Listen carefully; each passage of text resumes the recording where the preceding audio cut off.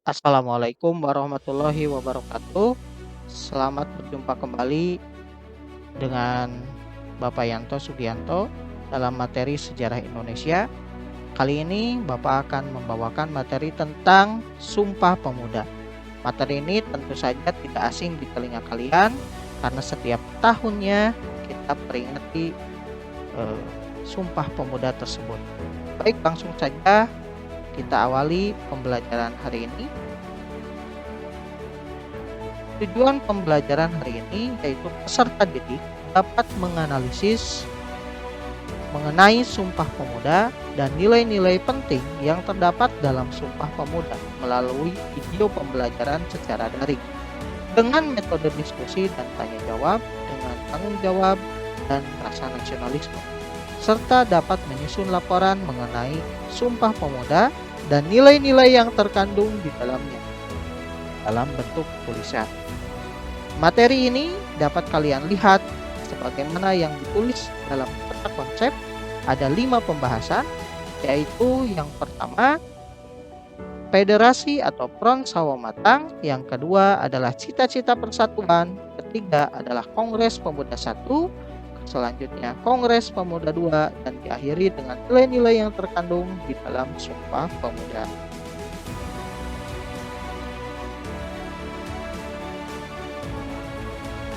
Baik, yang pertama kita akan mempelajari tentang Federasi Sawo Matang atau juga sering disebut sebagai Front Sawo Matang. Munculnya organisasi-organisasi partai politik pada masa pergerakan nasional, jelas di sini memunculkan hal positif dan negatif. Positifnya di sini munculnya berbagai organisasi tersebut memiliki peranan penting dalam kemajuan bangsa Indonesia. Tapi di sisi lain, kekhawatiran dari beberapa tokoh yaitu terjadinya gesekan-gesekan di antara partai politik yang akan merugikan bangsa Indonesia sendiri dalam mencapai kemerdekaan. Nah, oleh karena itu, di sini Insinyur Soekarno bersama para pimpinan organisasi dan partai politik pada saat itu mengadakan pertemuan yang ada di Bandung pada tanggal 17 sampai dengan 18 Desember tahun 1927. Dari hasil yang disepakati dalam pertemuan tersebut, maka dibentuklah perhimpunan-perhimpunan politik kebangsaan Indonesia atau juga yang disebut sebagai PPPKI. Tujuannya yaitu mencegah perselisihan antar partai politik dan organisasi. Kemudian menyatukan arah dan cara beraksi dalam perjuangan kemerdekaan Indonesia. Mengembangkan persatuan kebangsaan Indonesia dengan berbagai lambangnya seperti Sang Saka Merah Putih, lagu Indonesia Raya, dan penggunaan bahasa Indonesia sebagai identitas dari bangsa Indonesia. Selanjutnya, lahirnya cita-cita persatuan dan kesatuan. Pada Kongres tanggal 12 Juli tahun 1918, organisasi pemuda yang bernama Trikoro Darmo berubah menjadi organisasi bernama Yong Japa atau Pemuda Jawa. Organisasi ini tidak berorientasi terhadap politik, namun lebih kepada pendidikan dan pelatihan demi kemajuan pribumi di Indonesia. Lahirnya Yong Japa telah menginisiatif para pemuda yang lainnya, terutama di luar Pulau Jawa, sehingga melahirkan berbagai organisasi kepemudaan. Misalnya Yong Sumatera Nenbon, Yong Minahasa, Yong Celebes, Yong Sulawesi, Borneo, sampai dengan Yong Islami Tenbon. Dan masih banyak lagi organisasi kepemudaan, organisasi perempuan, dan organisasi lainnya yang tumbuh beriringan setelah lahirnya Yong Japa di Pulau Jawa. Hingga pada akhirnya tanggal 15 November tahun 1925 diadakanlah pertemuan organisasi para pemuda tersebut yang membahas tentang Kongres Pemuda. Di dalam pertemuan tersebut terpilihlah Tabrani yang bertugas untuk mempersiapkan Kongres Pemuda yang pertama.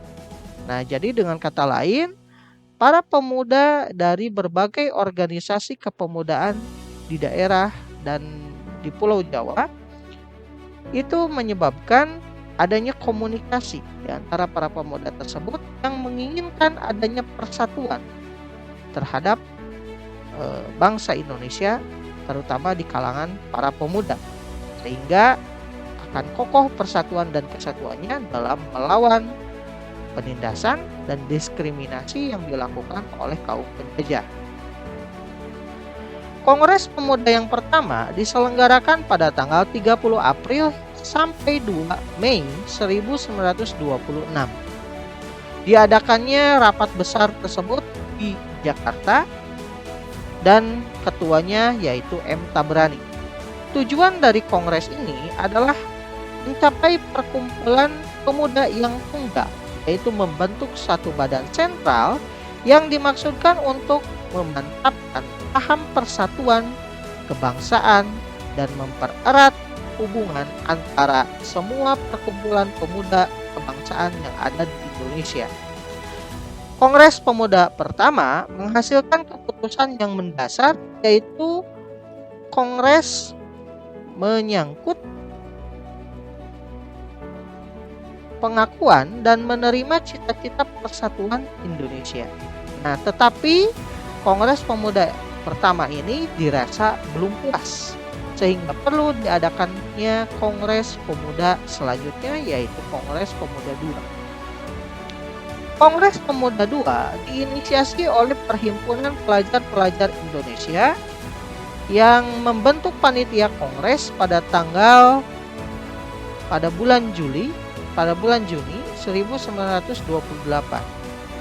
Susunan dari panitia penyelenggara Kongres Pemuda II yaitu diketuai oleh Sugondo Joyopuspito, wakil ketuanya adalah Joko Marsaid dari Dongjapa, kemudian sekretaris sampai dengan bendahara dan pembantu lainnya yang berasal dari organisasi-organisasi pemuda lainnya, sehingga di dalam Kongres Pemuda II merupakan integrasi dari berbagai organisasi kepemudaan yang ada di Nusantara. Penyelenggaraan Kongres Pemuda II diadakan sebanyak 3 kali rapat. Rapat pertama dilakukan di Gedung Katolik Jonglingenpon di Weterpruppin, dan rapat keduanya pada tanggal 28 Oktober 1928 pada pagi hari di Gedung Oostjapas Bioskop di Koningsplein North, dan rapat ketiganya atau rapat terakhir pada tanggal 28 Oktober malam hari di Gedung Indonesisch Clubhuis Kramat 106 yang terdapat di Jakarta. Dalam rapat ini telah disetujui usul resolusi yang dirancang oleh Muhammad Yamin, yaitu Sumpah Pemuda yang terdiri dari satu nusa, satu bangsa, satu bahasa Indonesia. Kongres Pemuda II berhasil menetapkan ikrar atau Sumpah Pemuda yang kemudian menjadi landasan perjuangan untuk mencapai Indonesia merdeka.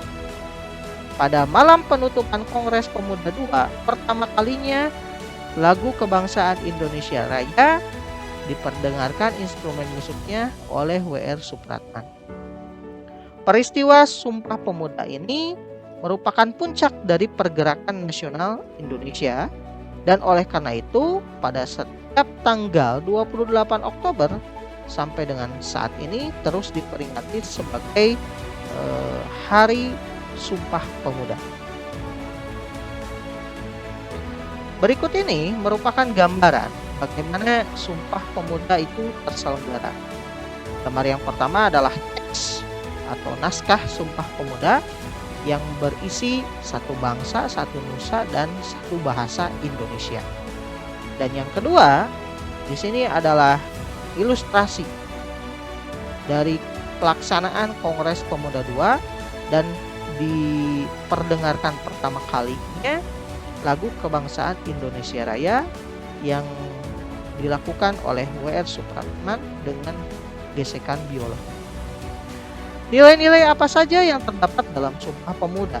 Jelas di sini nilai yang paling terpenting dan yang paling utama dari Sumpah Pemuda adalah nilai persatuan dan kesatuan bangsa. Nilai ini tentunya menjadi dasar bahwasanya cita-cita sebagai satu bangsa Indonesia diinisiasi dari lahirnya Sumpah Pemuda. Hingga saat ini pun kita masih meyakini bahwa para pemuda Indonesia ataupun di sini dasar Bhinneka Tunggal Ika pun diambil dari Kongres Pemuda yang tadi dimaksudkan, yaitu adanya persatuan dan kesatuan bangsa dengan berbeda-beda suku bangsa, agama, dan bahasa yang ada di daerah tetap menjadi satu dua, yaitu bangsa Indonesia. Kemudian ada nilai kemandirian, nilai jati diri, nilai kedaulatan dan nasionalisme menjadi sebuah identitas baru ya bagi bangsa Indonesia, tidak lagi bernama sebagai Irlander ataupun negeri ataupun rakyat jajahan, melainkan menjadi suatu bangsa baru yang bernama bangsa Indonesia. Kemudian diakhiri dengan nilai demokrasi yang merupakan perwujudan dari setiap kongres yang terdapat dalam rangkaian lahirnya Sumpah Pemuda tersebut. Itu saja untuk materi hari ini. Jika ada yang ingin ditanyakan, silahkan ditulis di kolom komentar.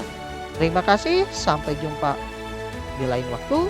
Wassalamualaikum warahmatullahi wabarakatuh.